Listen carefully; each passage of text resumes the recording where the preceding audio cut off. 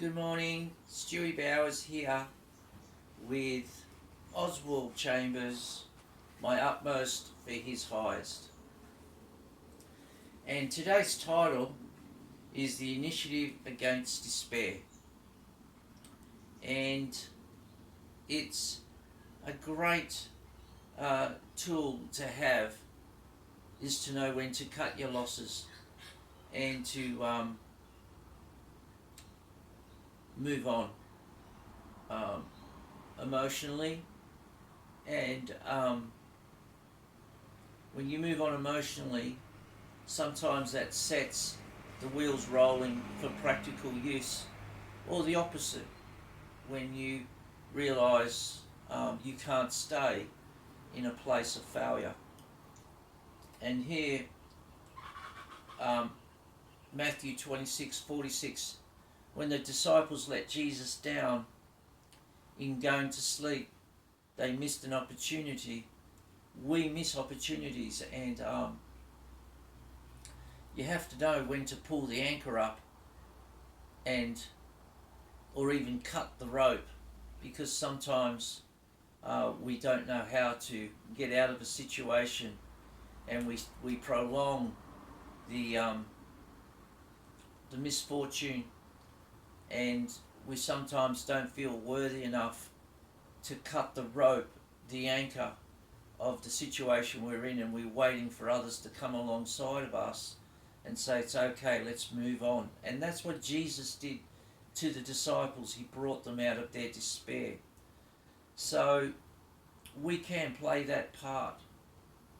We can keep people in despair, or we can bring them out. So here we go. Jesus says, Matthew 26:46, "Rise, let us be going." The disciples went to sleep when they should have kept awake. And when they realised what they had done, it produced despair. The sense of the irreparable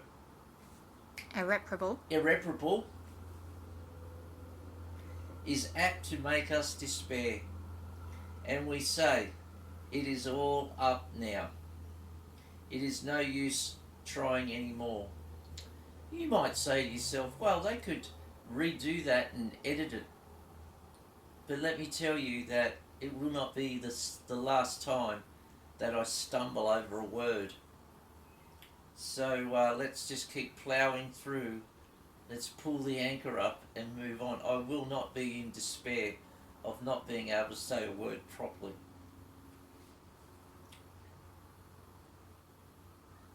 If we imagine that this is a kind of despair is exceptional, we are mistaken. It is a very ordinary human experience. Whenever we realise that we have not done that which we had a magnificent opportunity of doing, then we are apt to sink in despair. And that happens, it should be happening to us. We should be in a place where we recognise, we're sensitive enough to recognise that we're close enough to recognise when we miss it. It's scary to think that we're too far away from Jesus to even grab an opportunity and to do something in his name.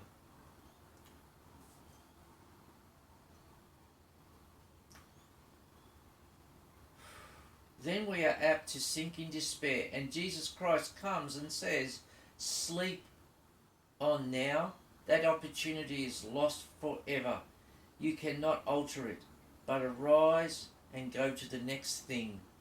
Let the past sleep, but let it sleep on the bosom of Christ, and go out into the irresistible future with him. There are experiences like this in each of our lives. We are in despair, the despair that comes from actualities, and we cannot lift ourselves out of it. The disciples in this instant had done a downright unforgivable thing. They had gone to sleep instead of watching with Jesus. But he came with a spiritual initiative against their despair and said, "Arise and do the next thing." If we are inspired of God, what is the next thing? It's so good to have Christians around you, people who are watching out for you at some level and grasping where you're at spiritually,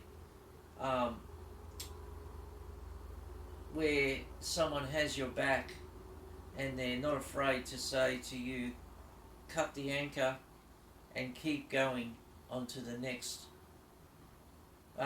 place in God, even though you feel like you didn't accomplish that. And we don't want to walk with a sense of having to do something in a stubbornness, that we must stay there, we must complete, or we must get it right, and we're not going anywhere until we do. There are moments where that is important, that we don't walk away from a situation, but when something's done, it's done. Amen. To trust him absolutely and to pray on the ground of his redemption. So trusting God is how to move forward and into the next thing that God calls us to do. Never let the sense of failure corrupt your new action, which really just means we've got to let that past go.